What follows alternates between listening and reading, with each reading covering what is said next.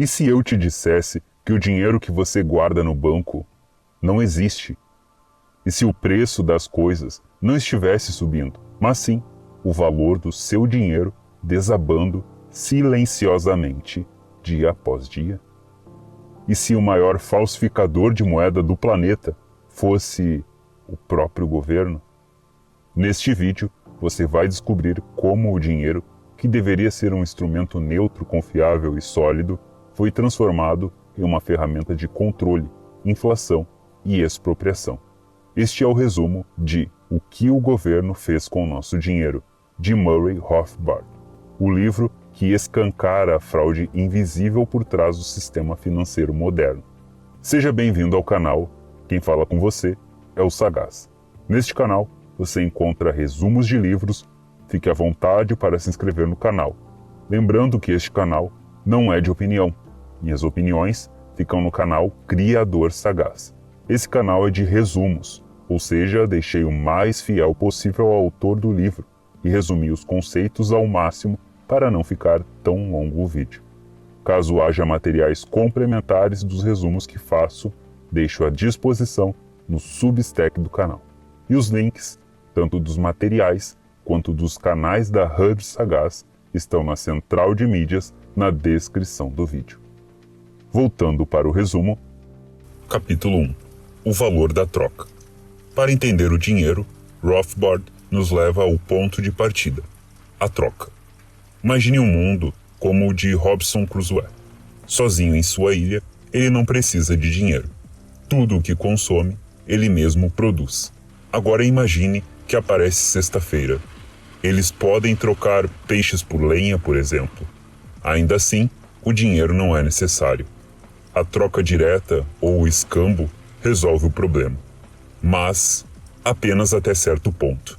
Quando a sociedade se torna mais complexa, com várias pessoas e diferentes especializações, o escambo começa a falhar. É difícil encontrar alguém que queira exatamente o que você tem para oferecer e que também tenha o que você deseja em troca.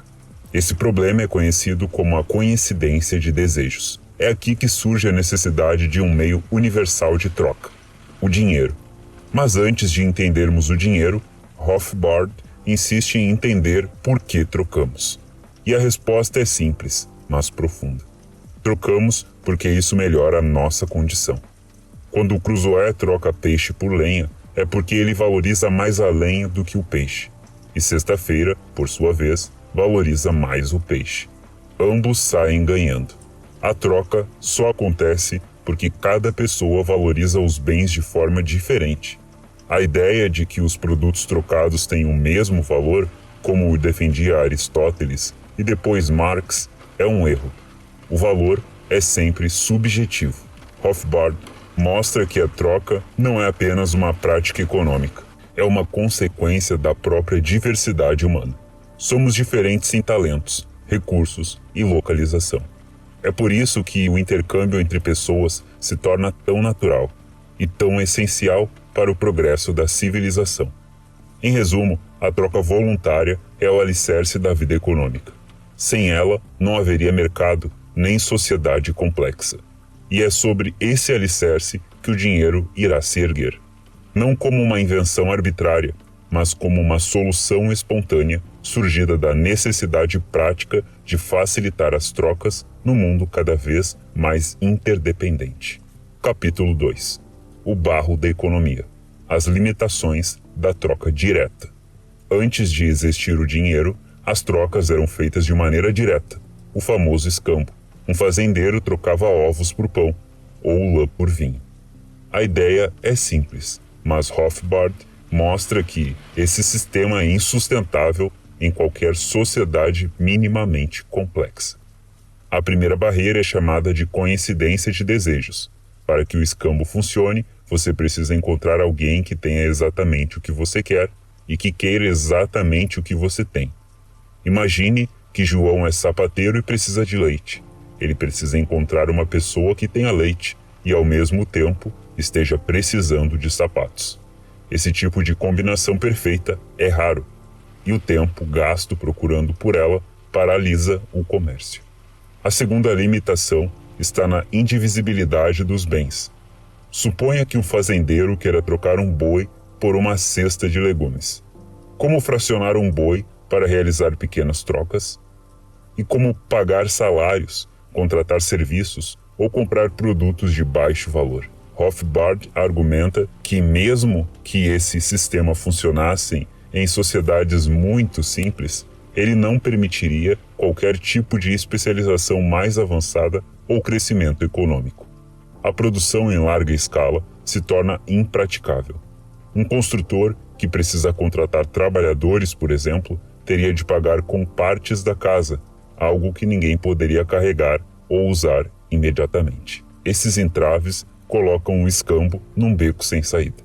E é nesse beco que surge a necessidade de uma inovação espontânea. Um bem que pudesse ser aceito por todos, não por seu valor de uso imediato, mas por seu valor de troca. Um meio comum de pagamento. Em outras palavras, a emergência do dinheiro não foi uma invenção estatal, mas uma solução natural e inevitável para os limites do escambo. Rothbard deixa claro: a origem do dinheiro não está num decreto real, num contrato social ou num ato político. Está na prática espontânea de milhares de pessoas trocando livremente e escolhendo com o tempo certas mercadorias como intermediárias. Geralmente, aquelas que eram duráveis, portáteis, divisíveis e amplamente aceitas. E é a partir dessa realidade concreta que começa a surgir o conceito de moeda, que será aprofundado nos próximos capítulos. Capítulo 3. A descoberta que tornou a civilização possível.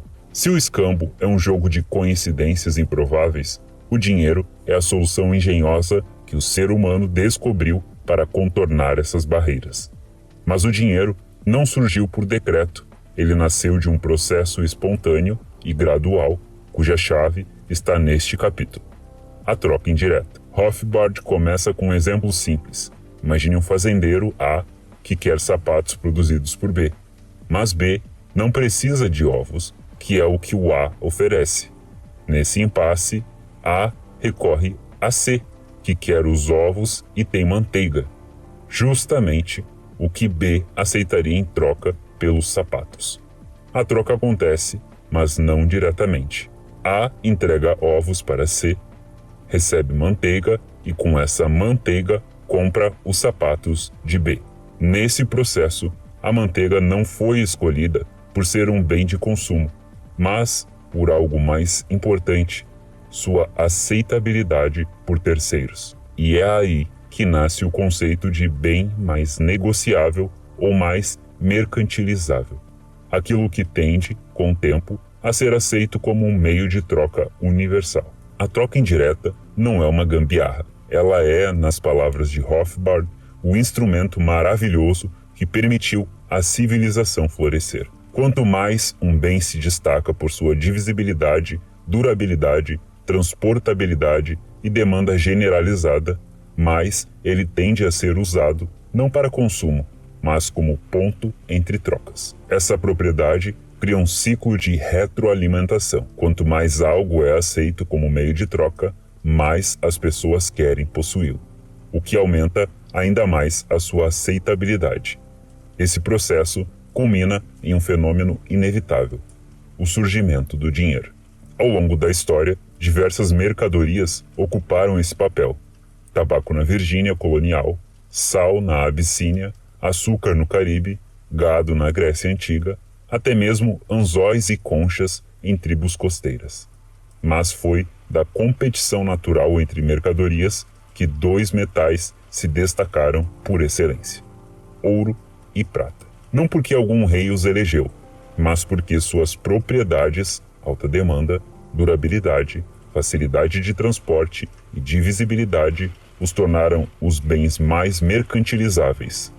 A prata se mostrou útil para trocas menores, enquanto o ouro dominou as grandes transações. Esse processo totalmente espontâneo refuta a ideia de que o dinheiro precisa ser criado por governos ou imposto por lei. O mercado, segundo Rothbard, é perfeitamente capaz de descobrir, testar e adotar por si só um meio de troca mais eficiente. E a lição profunda aqui é esta: O dinheiro nasceu do mercado, não do Estado, e sua função original não é política, mas econômica, facilitar a cooperação humana em larga escala sem depender de coincidências de desejo. Capítulo 4. Como nasce o dinheiro?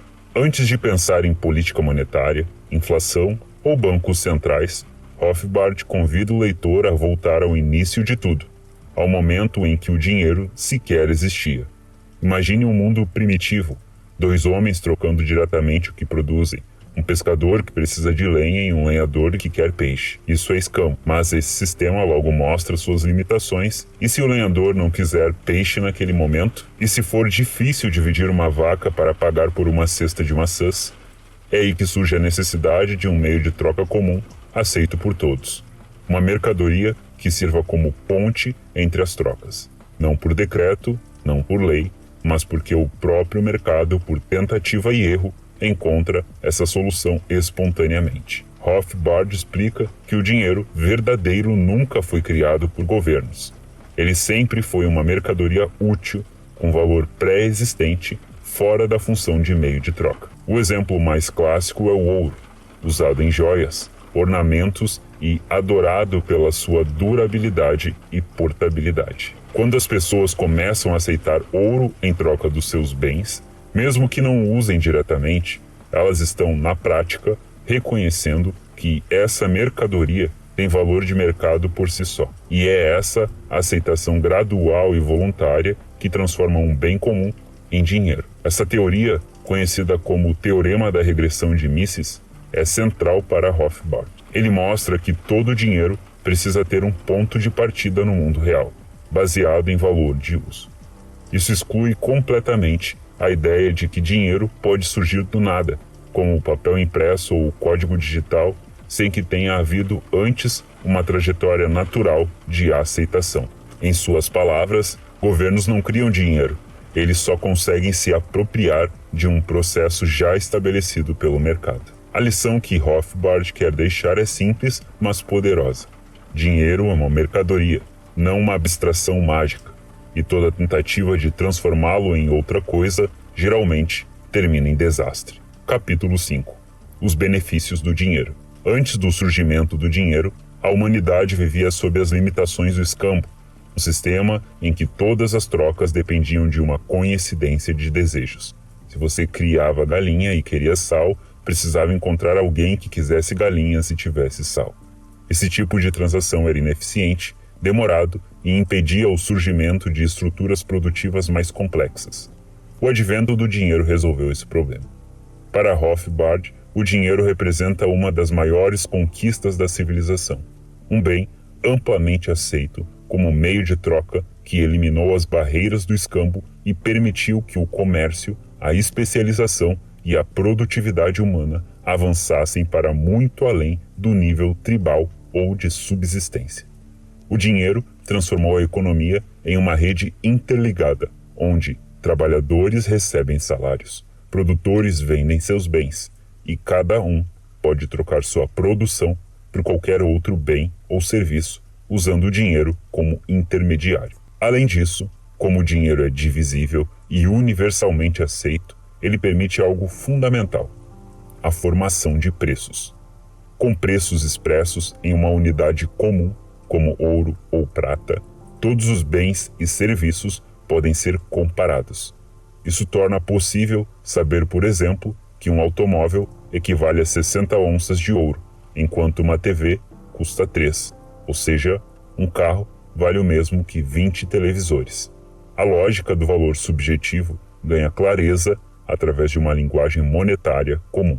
Esse sistema monetário é o que torna viável o cálculo econômico, a capacidade de empresários, trabalhadores e investidores tomarem decisões racionais sobre produção, investimento e consumo. Em uma economia sem preços monetários, como demonstrou Mises na crítica ao socialismo, o planejamento se torna impossível. Sem cálculo, não há coordenação, e sem coordenação, não há progresso. Rothbard destaca ainda que o dinheiro não é uma abstração mágica, nem uma criação arbitrária do governo.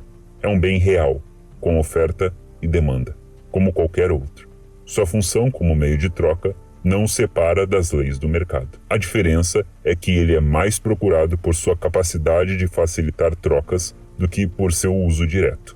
Mas ainda assim, é uma mercadoria, e é por isso que ele pode ser entendido, estudado e julgado pelas mesmas regras econômicas que governam o trigo, o ferro ou o petróleo. Assim, o dinheiro serve como meio de troca, como unidade de conta e como instrumento essencial para o funcionamento de uma economia complexa e interdependente. Mas todas essas funções só emergem plenamente quando o dinheiro surge do mercado e não por decreto. Rothbard conclui este capítulo afirmando que entender o papel do dinheiro como uma mercadoria e não como um instrumento estatal é o primeiro passo para compreender os erros, os perigos das intervenções políticas no sistema monetário. Capítulo 6. A unidade monetária.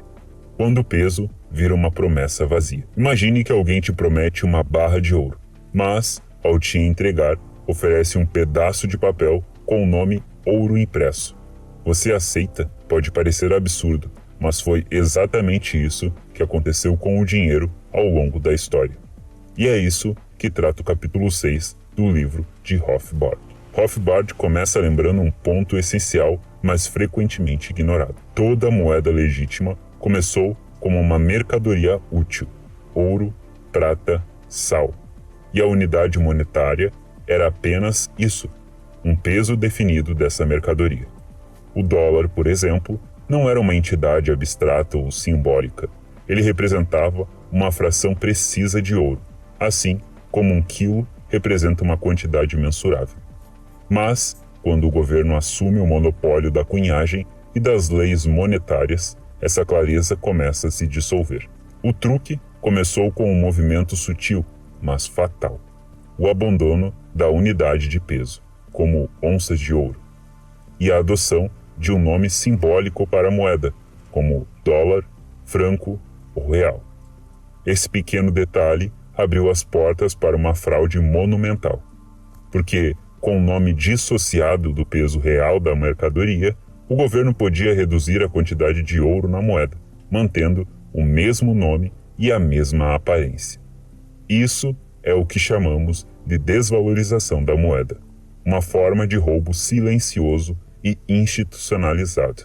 Para manter a farsa, os governos criaram leis de curso forçado. Obrigaram as pessoas a aceitar moedas adulteradas como se fossem equivalentes às originais. Mas isso ainda era pouco. Com o surgimento dos bancos de reservas fracionárias, os papéis emitidos pelos bancos, notas e depósitos, começaram a circular como se fossem o próprio dinheiro. E quando os bancos não tinham como honrar esses papéis, ou seja, quando não havia ouro suficiente para os saques, o governo legalizava a suspensão dos pagamentos. As pessoas, então, começaram a ver os papéis como dinheiro verdadeiro, e o ouro virou apenas uma sombra no fundo do cofre.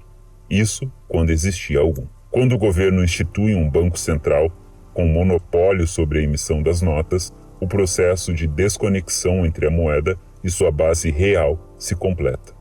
O público, agora treinado a enxergar apenas o símbolo, o nome, acredita que dinheiro é o papel que carrega a estampa oficial, e não o metal que antes lhe dava valor.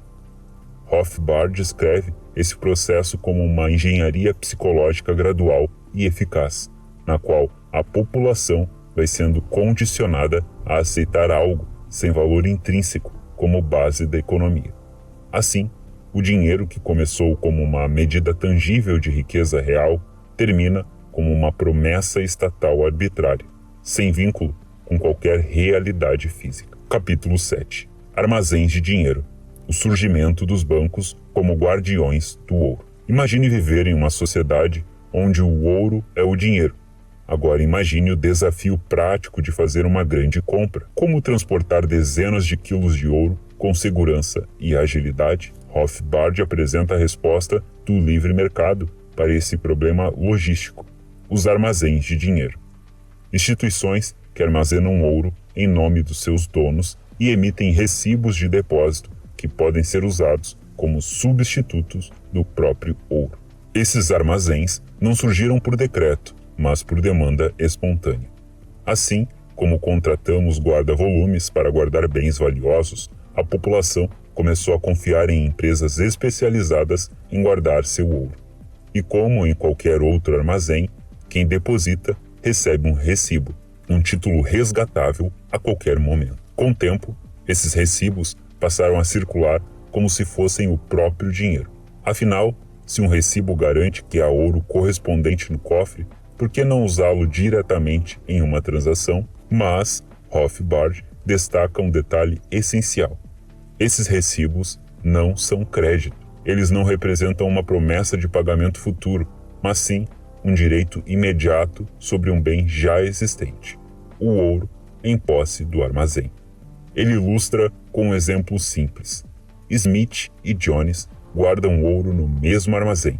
Smith compra um carro de Jones por 100 onças de ouro. Em vez de retirar fisicamente o ouro e transportá-lo, Smith simplesmente transfere o recibo e o ouro continua no mesmo lugar. Esse processo de troca de recibos, em vez do ouro em si, trouxe enorme conveniência e eficiência econômica. Surgiram então os bancos, evoluindo desses armazéns e oferecendo um novo tipo de recibo, o depósito em conta, ou seja, um registro contábil da posse de ouro. Com isso, surgiu a prática dos cheques, ordens escritas para transferir títulos de propriedade sobre o ouro entre contas do mesmo banco. Contudo, Rothbard chama atenção para 3 limites que ainda protegiam esse sistema. 1. Nem todos usavam bancos. Quem preferia dinheiro físico continuava a exigir ouro. Se Smith e Jones fossem clientes de bancos diferentes, o ouro ainda teria que ser transferido fisicamente entre instituições. 3. A confiança era crucial. Um banco com má reputação rapidamente perderia seus clientes. Esse modelo inicial, baseado em responsabilidade fiduciária, transparência e respaldo real em metais preciosos, foi funcional enquanto as instituições respeitavam sua função original de guardiãs, e não emissoras de dinheiro. Mas, como veremos nos capítulos seguintes, essa confiança foi gradualmente rompida quando os próprios bancos, com apoio do governo, passaram a emitir mais recibos do que ouro armazenado, dando origem ao sistema de reserva fracionária. Um passo decisivo para o colapso da integridade monetária. Capítulo 8. O Banco Central, eliminando os freios à inflação. Para Murray Rothbard, a criação dos bancos centrais não foi um avanço técnico ou uma necessidade econômica. Foi, na verdade, uma jogada política, cuidadosamente arquitetada para remover os últimos freios à capacidade do governo de inflacionar a economia. Nos capítulos anteriores, Rothbard demonstrou que, num sistema de livre mercado, os bancos operando com reservas fracionárias são limitados por 3 fatores: a confiança dos clientes, a extensão de sua base de usuários e a concorrência entre bancos. Essas barreiras naturais impõem um teto à quantidade de crédito, portanto, dinheiro, que pode ser criado. O problema para o Estado?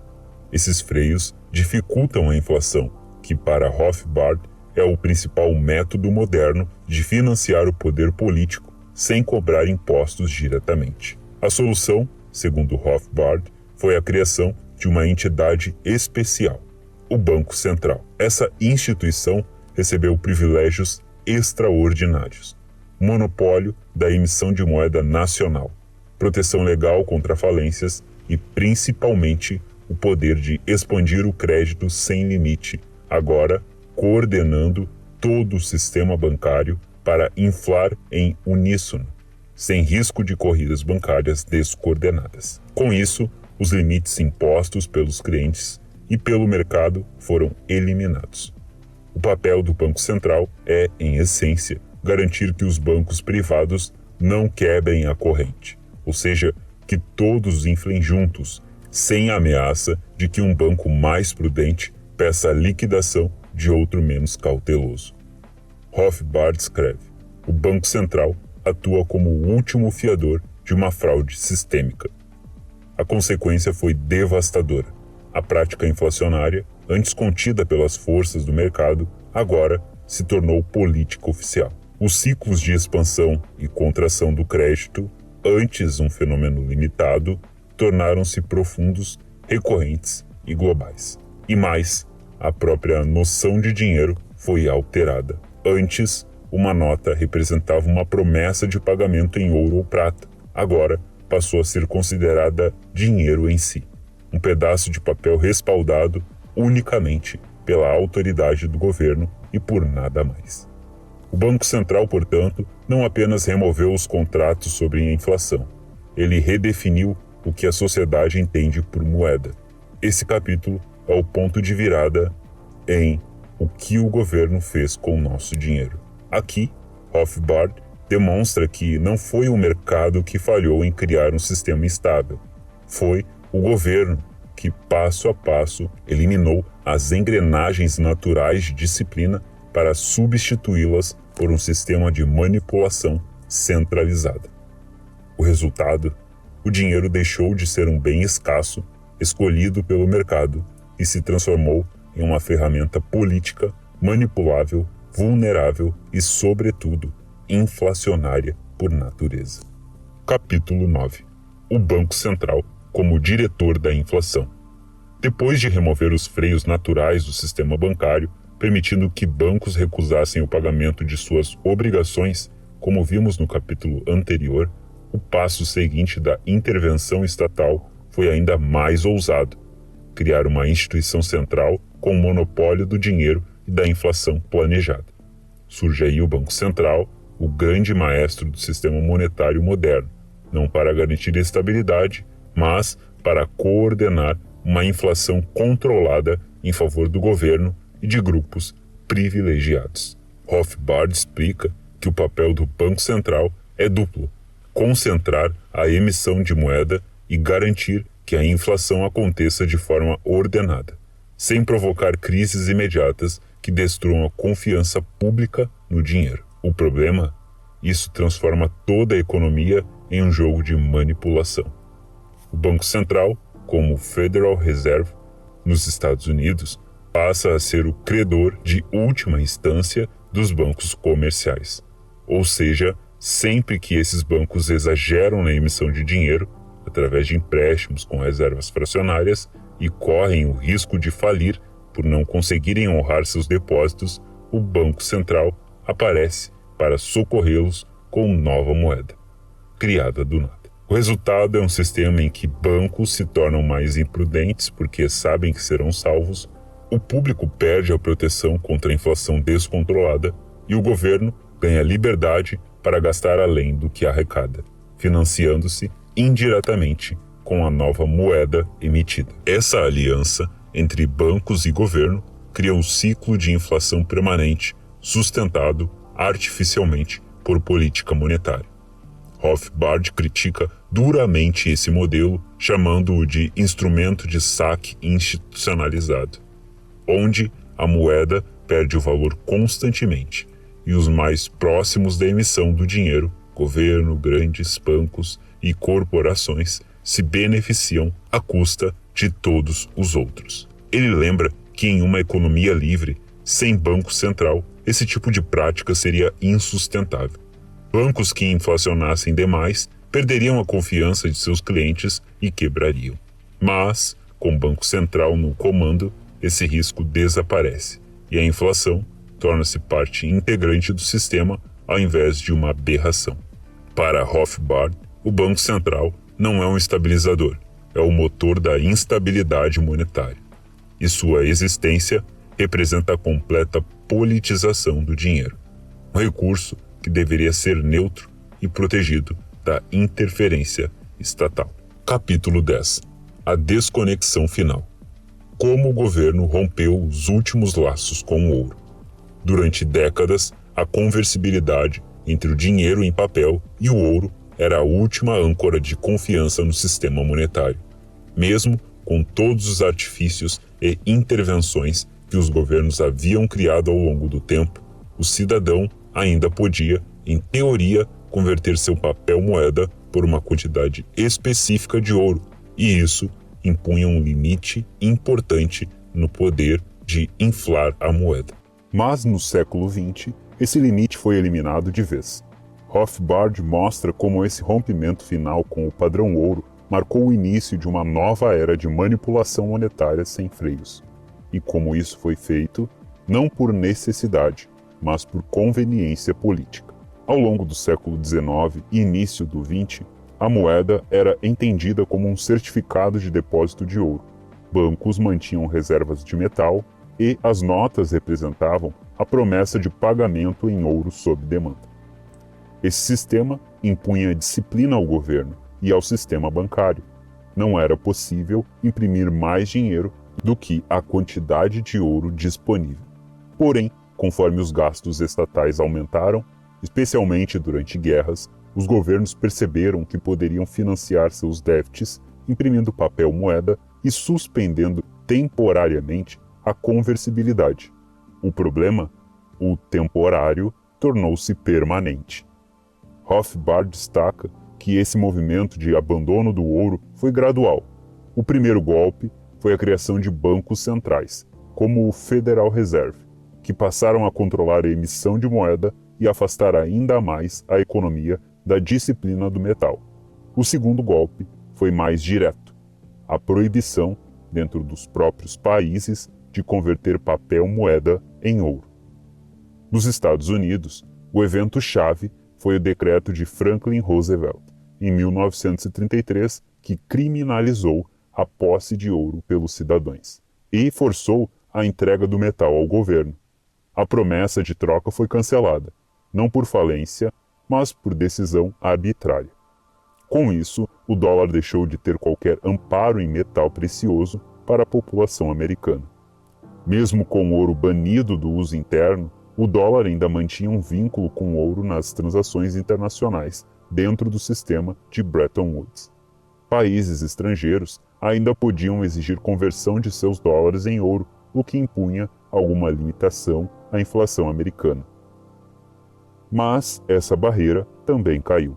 Em 1971, o presidente Richard Nixon anunciou unilateralmente que os Estados Unidos não iriam mais honrar a conversão internacional do dólar em ouro. Rothbard analisa esse momento como um ponto sem retorno, o fim oficial do padrão ouro no mundo. A justificativa de Nixon: proteger a economia dos Estados Unidos contra ataques especulativos. Mas Rothbard demonstra que o verdadeiro motivo foi encobrir anos de impressão descontrolada de dinheiro para financiar guerras, programas sociais e déficits crescentes.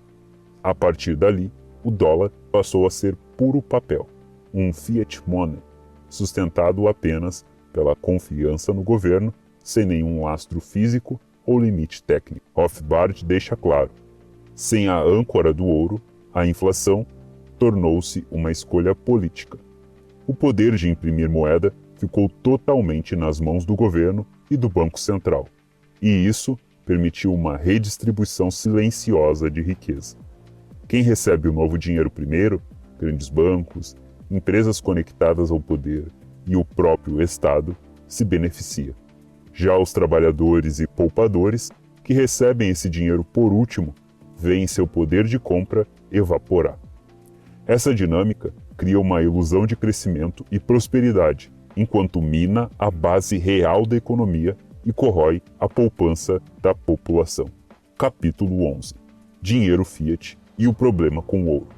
Se o dinheiro, por definição, é uma mercadoria escolhida livremente pelo mercado, como ouro ou prata, o que acontece quando esse dinheiro é substituído por papel sem valor intrínseco? Esse é o ponto crucial que Rothbard aborda neste capítulo: a transição do dinheiro mercadoria para o dinheiro fiduciário, fiat money, e o colapso silencioso que isso provocou nas economias ocidentais. Rothbard explica que por milhares de anos o ouro foi o padrão confiável de dinheiro justamente por não poder ser criado do nada. Seu valor vinha da dificuldade de obtê-lo, do custo real para produzi-lo e da confiança que ele inspirava. Mas, com o avanço da intervenção estatal, essa lógica foi quebrada. Primeiro, o Estado substituiu o peso do ouro, uma medida objetiva, por nomes arbitrários, como dólar, franco, libra. Essa simples troca de linguagem permitiu que o governo iniciasse uma manipulação sutil. Emitia moedas com menos ouro, mas mantinha o mesmo nome e valor nominal. Era o começo da falsificação legalizada. Depois vieram os certificados de ouro, notas que representavam um depósito real. Mas logo o lastro desapareceu. O papel virou dinheiro por decreto. E o pior, as pessoas continuaram aceitando. Segundo Rothbard, isso foi possível porque o processo foi lento e cuidadosamente arquitetado.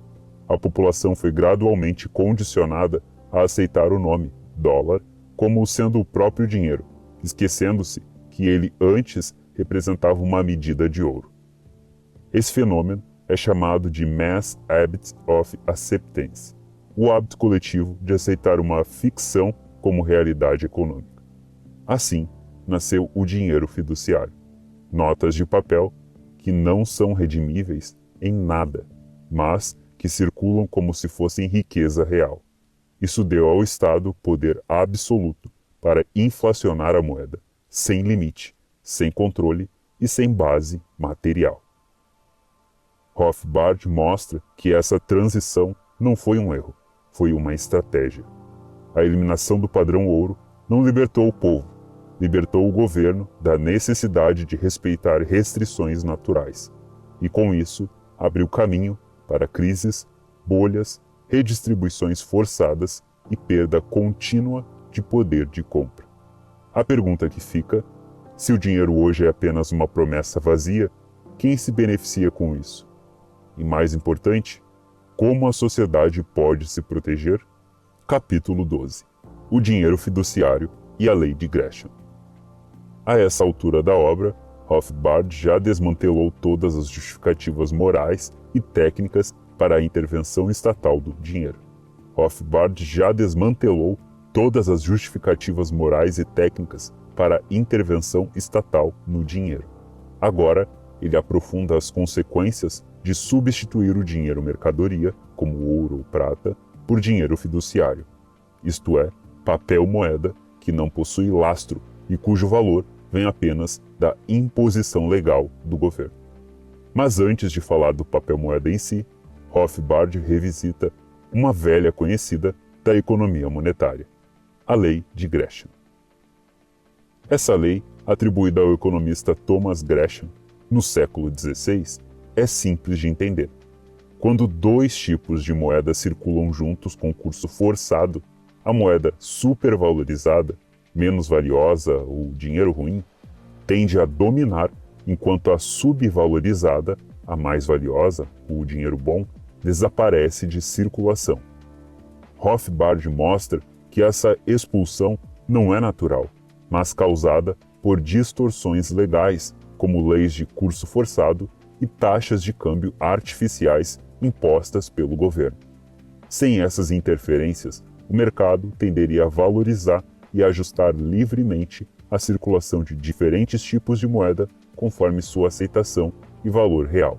O ponto central de Rothbard é que o dinheiro fiduciário não surgiu porque as pessoas voluntariamente o preferiram, mas porque foi imposto pela força do Estado, com apoio direto da Lei de Gresham.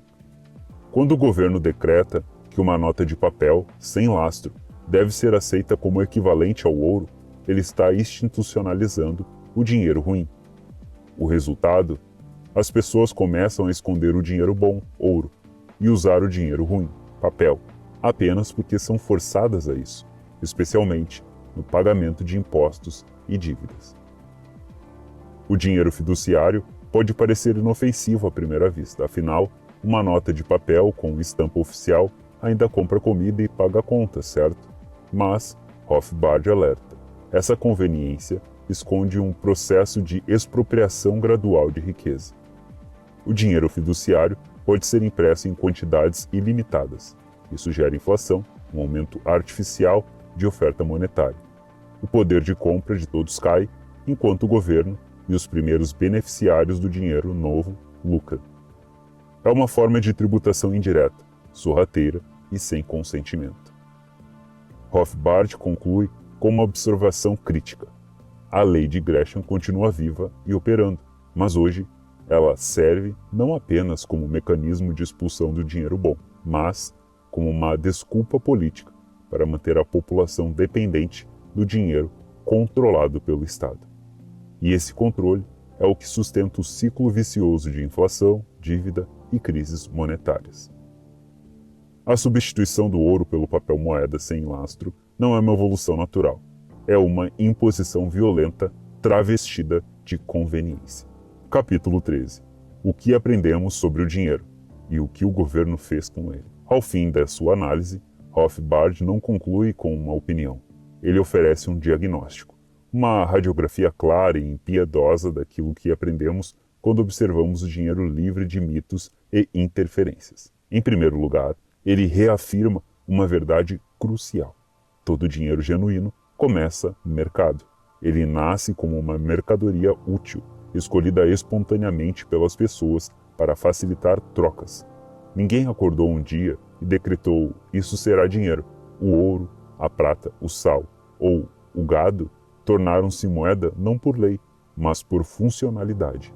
E o valor dessa moeda está no seu poder de compra, definido não por burocratas, mas pela oferta e demanda. Rothbard ressalta que não há nada de especial no dinheiro que justifique um controle estatal. Assim como sapatos ou carros, o dinheiro poderia e deveria ser ofertado pelo livre mercado. O formato, a cunhagem, até mesmo a existência de mais de um tipo de moeda em circulação. Tudo isso poderia ser decidido livremente pelas pessoas. Mas o que acontece quando o governo entra no jogo? Ele impõe nomes ao dinheiro, dólar, franco, real, que não correspondem mais ao seu peso em ouro ou prata. Ele infla o sistema com papel sem lastro. Ele transforma o que antes era um título representando ouro em um pedaço de papel sem garantia real. E assim, como um mágico de feira, cria riqueza ilusória à custa da população. Rothbard expõe a raiz do problema com clareza. Nenhum aumento na oferta monetária, além do necessário para funcionar como um meio de troca, ajuda a economia. Pelo contrário, dilui o valor do dinheiro existente. O governo, então, não apenas interfere, ele inverte os incentivos. Em vez de proteger o valor da moeda, ele lucra com a inflação. Em vez de garantir honestidade, ele institucionaliza a diluição do poder de compra. O Estado deixa de ser o guardião da moeda e torna-se seu falsificador oficial. A conclusão de Rothbard é: se deixado ao mercado, o sistema monetário funcionaria de maneira mais eficiente, estável e justa do que sob o controle governamental. A liberdade não é um risco para a ordem, ela é a sua origem. Ou, como ele escreve, a liberdade é a mãe, não a filha da ordem. No fim, Rothbard nos convida a imaginar uma sociedade onde dinheiro não serve ao governo, mas às pessoas, onde a riqueza não pode ser fabricada por decreto, mas construída com esforço real, onde o preço da moeda é determinada pelo mercado e não por um comitê central.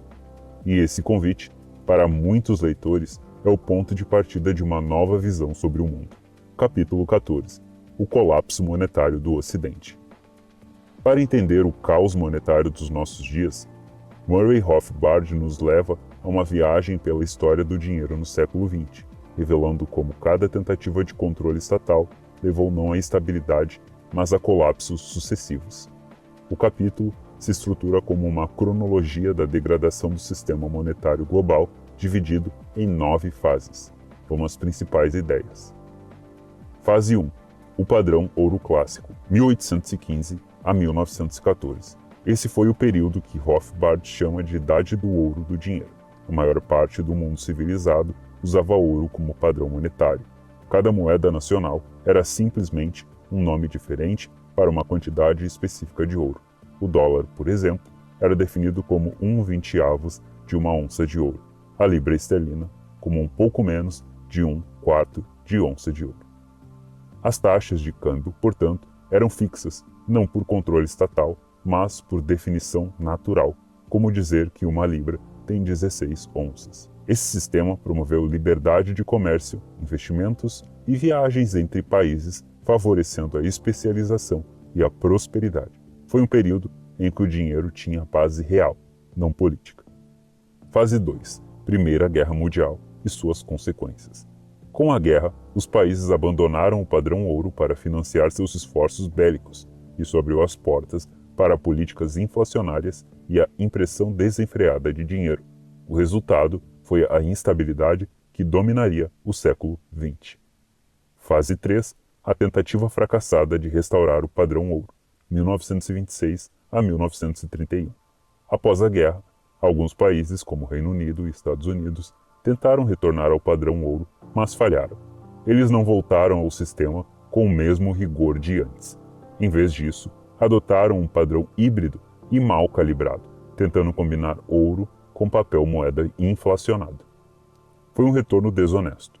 As moedas foram supervalorizadas em relação ao ouro, o que gerou instabilidade e crise. Em 1931, o Reino Unido abandonou novamente o padrão ouro e o mundo seguiu seu exemplo. Fase 4. Moedas fiduciárias flutuantes, 1931 a 1945. Durante os anos 1930 e a Segunda Guerra Mundial, os países operaram com moedas totalmente fiduciárias, sem lastro nenhum em ouro. Cada governo manipulava sua moeda de forma arbitrária, o que levou a controles cambiais, desvalorizações competitivas e guerras comerciais. Rothbard argumenta que esse período antecipou os problemas que ainda vivemos hoje: economias inflacionárias, instabilidade crônica e um enfraquecimento do comércio internacional. Fase 5. Bretton Woods, 1945 a 1968. A nova tentativa de padrão ouro.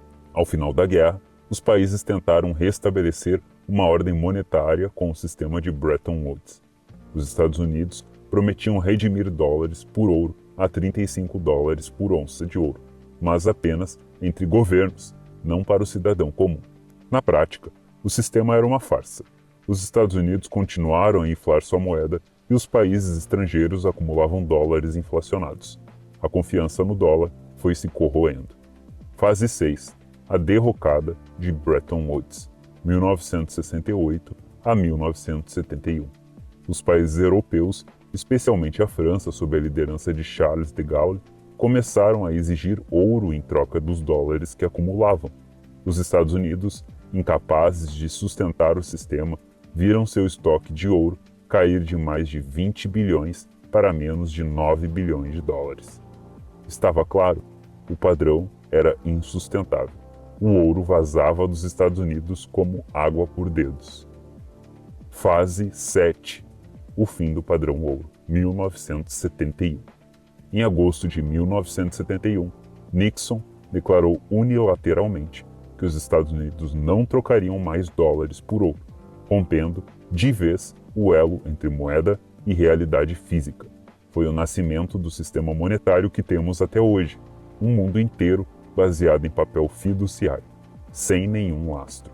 Fase 8. O Acordo de Smithsonian, 1971 a 1973. Mesmo sem o ouro, os países tentaram manter câmbios fixos entre suas moedas. O Acordo de Smithsonian foi saudado como um sucesso, mas durou pouco mais de um ano. A inflação americana persistia e as moedas não conseguiam manter paridades artificiais. Em 1973, o sistema colapsou. Fase 9. O presente. Moedas fiduciárias flutuantes. Desde 1973, vivemos sob um regime de moedas flutuantes. Os preços mudam diariamente, a inflação é constante e os governos continuam intervindo, ora manipulando juros, ora controlando o câmbio, ora imprimindo moeda. Rothbard alerta: esse sistema não resolve os problemas, apenas os adia. O colapso monetário do Ocidente não é um acidente, mas uma consequência lógica da substituição do ouro, uma moeda escolhida pelo mercado, por papel fiduciário criado e manipulado pelo Estado. A história recente mostra um ciclo vicioso. Cada crise monetária causada pela intervenção estatal gera mais intervenção e não um retorno ao mercado livre. Rothbard nos deixa com uma conclusão. Enquanto o dinheiro estiver nas mãos do governo, crises, desigualdades artificiais e perda do poder de compra serão a norma, não a exceção. Para ele, a única saída é retirar o governo da equação e restaurar um sistema monetário verdadeiramente livre, baseado em uma moeda sólida e voluntária. Capítulo 15. A fraude invisível do banco com reserva fracionária. Neste capítulo, Rothbard mergulha no cerne de um dos pilares mais frágeis e perigosos do sistema financeiro moderno, o banco de reserva fracionária. Para muitos, esse é um termo técnico distante da vida real, mas Rothbard mostra que entender esse conceito é fundamental para compreender como o sistema bancário atual permite uma fraude sistêmica que seria inadmissível em qualquer outro setor da economia. Ele começa fazendo uma distinção fundamental entre dois tipos de promessa. Um contrato de crédito legítimo, quando alguém empresta dinheiro a outra pessoa com um prazo determinado para pagamento. 2. Um recibo de depósito, que, como o nome diz, representa um bem guardado que pode ser resgatado a qualquer momento. Rothbard mostra que os bancos sob um sistema de reserva fracionária confundem essas duas categorias de propósito.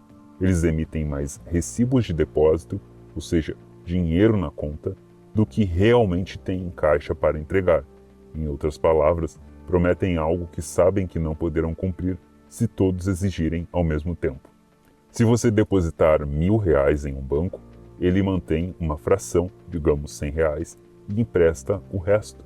Mas ele não diz que emprestou, ao contrário, o banco continua permitindo que você use os 1.000 como se estivessem totalmente disponíveis. Rothbard denuncia essa prática como fraude disfarçada de sofisticação financeira. Essa fraude, no entanto, é invisível para o público. Os extratos continuam mostrando o saldo, os saques funcionam no dia a dia. E enquanto não há uma corrida bancária, uma retirada em massa, o sistema se sustenta na confiança. Mas essa confiança é, segundo Rothbard, um castelo de cartas. Ele compara essa prática a um armazém que emite mais recibos de cereal do que efetivamente possui. Quando o cliente vai retirar, descobre que o estoque não existe. Em qualquer outro ramo, isso seria crime. No sistema bancário moderno, é legalizado e incentivado, inclusive por governos e bancos centrais. Rothbard não deixa dúvida. Em uma sociedade verdadeiramente livre e baseada em propriedade privada, a reserva fracionária seria tratada como fraude e, portanto, abolida. Ele reconhece que em uma economia onde resgate imediato fosse exigido de todos os bancos que prometem mais do que têm, a falência seria inevitável. Contudo, ele antecipa uma objeção importante. E se deixarmos essa prática existir num sistema de banco livre, ou seja, sem banco central e com obrigação de cumprir os contratos? Nesse caso, diz ele, os bancos que emitem demais seriam rapidamente punidos pela concorrência e pela retirada de fundos. O mercado, não o governo, imporia a disciplina. Rothbard propõe que a abolição do Banco Central e o retorno a uma moeda mercadoria como o ouro eliminaria o ambiente permissivo à fraude. E mais, ele defende que o sistema bancário deve ser baseado em 100% de reservas, ou seja, os bancos devem manter em custódia exatamente o que prometem entregar. Neste ponto da obra, a crítica de Rothbard ganha um tom mais contundente. O sistema atual não é apenas tecnicamente falho, ele é eticamente indefensável. Uma sociedade que permite que bancos prometem que não têm é uma sociedade que legaliza o roubo, ainda que sob a aparência da modernidade. Capítulo 16. O apelo pela reforma monetária.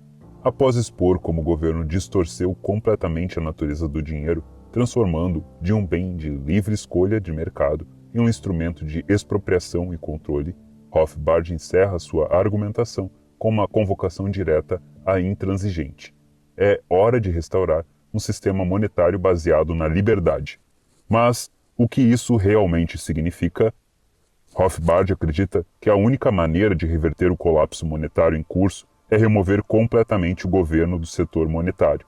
Não se trata de reformar o Federal Reserve, mudar a taxa de juros ou ajustar a inflação anual. Para ele, isso é cosmético. A raiz do problema é a própria presença do Estado no controle da moeda. Seu diagnóstico é radical, porque parte de um princípio ético e praxeológico. A moeda, como qualquer outro bem econômico, deve emergir de forma espontânea do mercado e deve ser protegida como propriedade privada. Quando o Estado assume o controle da moeda, ele essencialmente confisca a riqueza de maneira indireta e continua redistribuindo poder sem consentimento. No encerramento do livro, Rothbard propõe um caminho claro: a abolição do Federal Reserve e de todos os bancos centrais, retorno imediato ao padrão ouro clássico, não o ouro manipulado por bancos centrais, mas o ouro como bem monetário livremente usado pelo público, eliminação das leis de curso forçado, legal tender, permitindo que qualquer moeda seja escolhida pelas pessoas no mercado.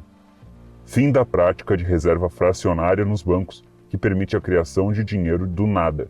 Legalização plena da cunhagem privada de moedas e das alternativas descentralizadas de meio de troca. Rothbard antecipa as críticas que inevitavelmente surgiriam, de que esse plano seria impraticável, ingênuo ou extremo, e responde com firmeza: o retorno à liberdade sempre parecerá extremo para aqueles que estão acostumados à servidão. Para ele, enquanto houver um banco central com poder de imprimir dinheiro, crises inflacionárias, ciclos de expansão e recessão e transferência de riqueza de quem produz para quem está perto do poder político continuarão sendo a norma. Sua visão, portanto, não é apenas econômica, é filosófica, ética e revolucionária. Rothbard não pede uma reforma, ele pede uma restauração da liberdade. A moeda é muito importante para ser deixada nas mãos do Estado. Neste capítulo final, Rothbard nos convida a imaginar uma sociedade onde o dinheiro seja confiável, não porque uma autoridade o impõe, mas porque a própria natureza da troca voluntária o legitima. E ele nos lembra que isso já existiu e pode voltar a existir se escolhermos a liberdade. Então esse foi mais um vídeo no canal, relembrando que todos os materiais complementares da Hub Sagaz estão na descrição do vídeo, na central de mídias do canal. O link desse livro você encontra na descrição do canal, tanto físico quanto digital. Eu te agradeço por ter me escutado até aqui e falo com você no próximo vídeo.